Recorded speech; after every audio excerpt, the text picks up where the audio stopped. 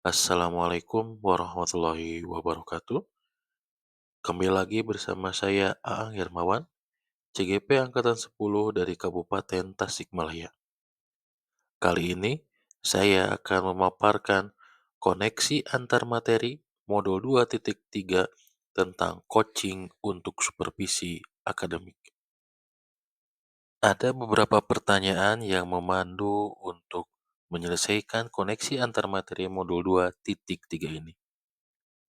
Yang pertama adalah pemikiran reflektif terkait pengalaman belajar. Pembelajaran yang saya peroleh dari modul 2.3 ini, yang pertama ada tentang prinsip coaching yang terdiri dari 3 bagian, yaitu yang pertama prinsipnya adalah kemitraan, proses kreatif, dan yang terakhir adalah memaksimalkan potensi. Selain prinsip coaching, saya juga mendapatkan pembelajaran yang baru terkait kompetensi coaching. Yang pertama, harus adanya kehadiran penuh dalam coaching, mendengarkan aktif, serta mengajukan pertanyaan-pertanyaan yang berbobot ketika kita melaksanakan coaching. Dan yang terakhir, saya mempelajari atau saya mendapatkan terkait alur tirta dalam coaching.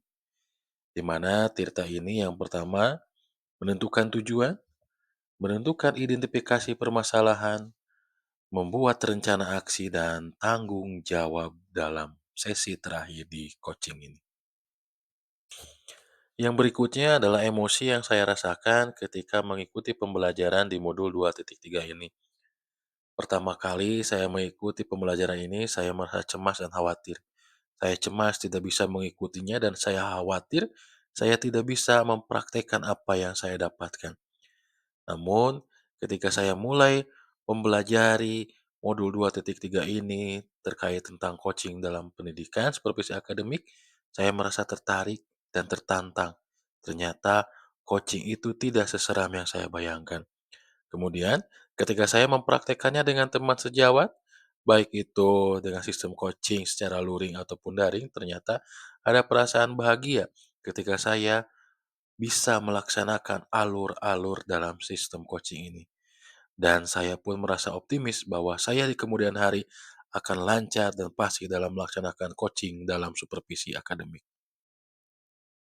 Yang selanjutnya, yang sudah baik berkaitan dengan pembelajaran di modul 2.3 ini, yang sudah baik yang saya lakukan adalah kolaborasi. Kenapa?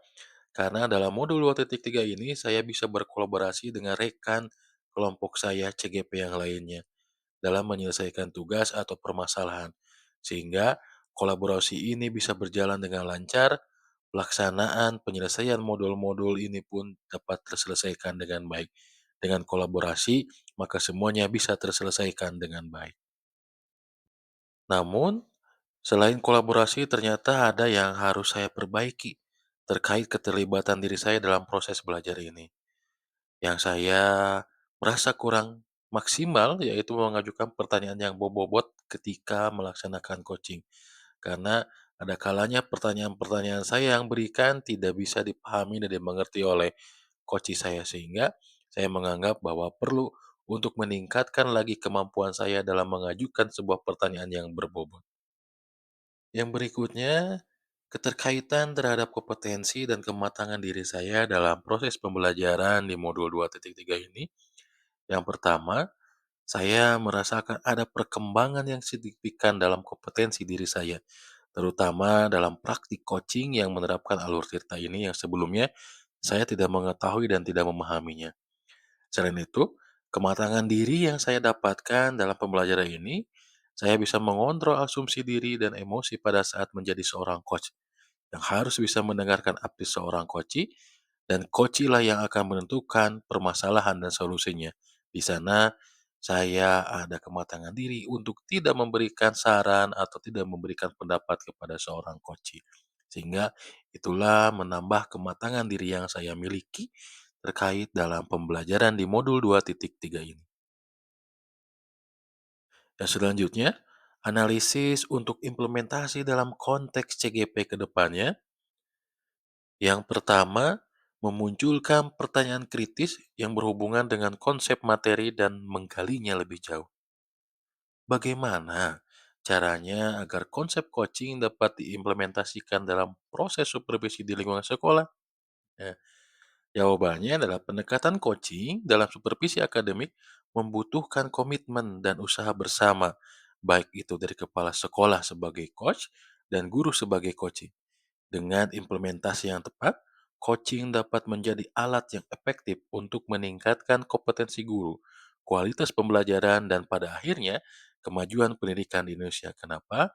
Karena ketika guru jadi coaching, maka guru akan menemukan permasalahan yang terjadi pada dirinya dan dia juga akan menemukan solusinya sehingga apa yang dia lakukan nanti ke depannya, solusinya, rencana aksinya akan dia tanggung jawabkan sendiri di kemudian hari dan itulah yang akan merubah kualitas pembelajaran yang akan dia lakukan di kemudian harinya.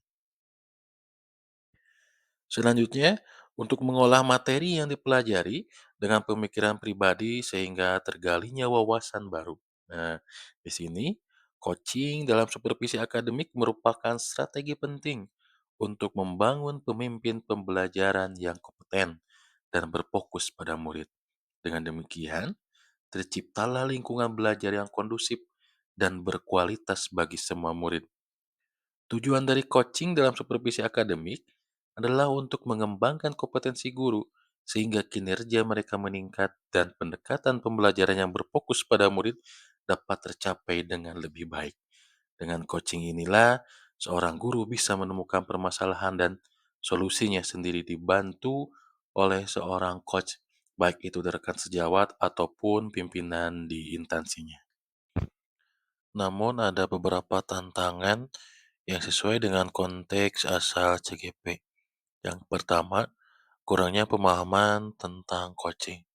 Jadi banyak guru dan kepala sekolah yang belum memahami konsep coaching secara mendalam, sehingga sulit untuk menerapkan dengan efektif. Yang berikutnya, ada beberapa guru dan kepala sekolah yang belum memahami sepenuhnya tentang tujuan dan manfaat supervisi akademik.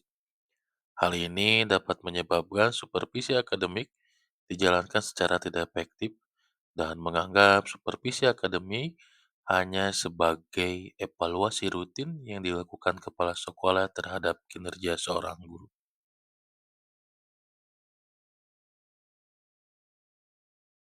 Yang terakhir adalah membuat keterhubungan modul 2.2 ini dengan materi-materi sebelumnya. Yang pertama, keterkaitan dengan pengalaman masa lalu.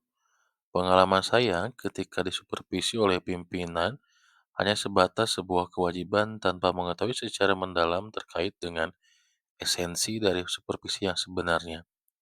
Jadi supervisi akademik yang dilakukan hanya sebatas observasi yang dilakukan oleh pimpinan tanpa adanya sebelum dan sesudahnya itu ada timbal balik sehingga fokus yang dilakukan hanya sebatas penilaian atau observasi dalam kinerja guru saja pada saat pembelajaran tanpa memperhatikan yang lainnya.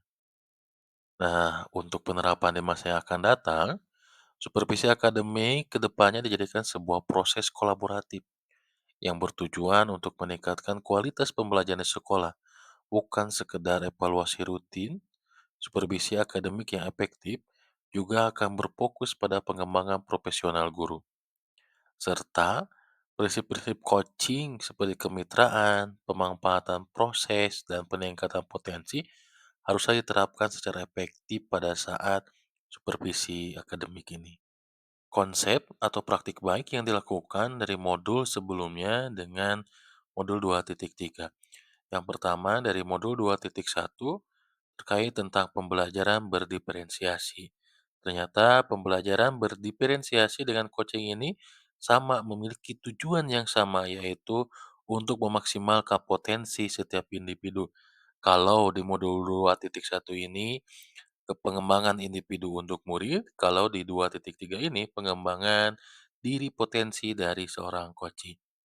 Kalau dari modul 2.2 terkait tentang pembelajaran sosial emosional, ternyata ada beberapa teknik yang sama, yaitu teknik untuk mengembalikan fokus. Sama halnya di PSE ada teknik stop, ketika pembelajaran sudah tidak efektif menggunakan teknik stop untuk mengembalikan fokus. Begitu juga dengan sistem coaching ini. Ternyata fokus itu sangat penting dalam sistem coaching. Dengan begitu, baik guru maupun seorang coach dapat menciptakan suasana yang kondusif, baik bagi siswa ataupun bagi coachnya untuk belajar dan tumbuh lebih baik lagi. Nah, berikutnya saya mendapatkan informasi dari orang atau sumber lain terkait dengan pembelajaran coaching ini. Nah, saya mengambil dari John Whitmore sebagai pionir dalam bidang coaching. Whitmore menekankan pentingnya pertanyaan yang kuat dan pendengaran aktif dalam proses coaching. Dalam konteks supervisi akademik, pertanyaan-pertanyaan yang diajukan oleh supervisor harus mampu memicu refleksi mendalam pada diri seorang guru atau coachnya, sehingga mereka dapat menemukan solusi terbaik untuk meningkatkan praktik pembelajaran. Nah, itulah koneksi antar materi modul 2.3 yang bisa saya sampaikan. Terima kasih atas segala perhatiannya. Wabillahi taufiq walhidayah. Assalamualaikum warahmatullahi wabarakatuh.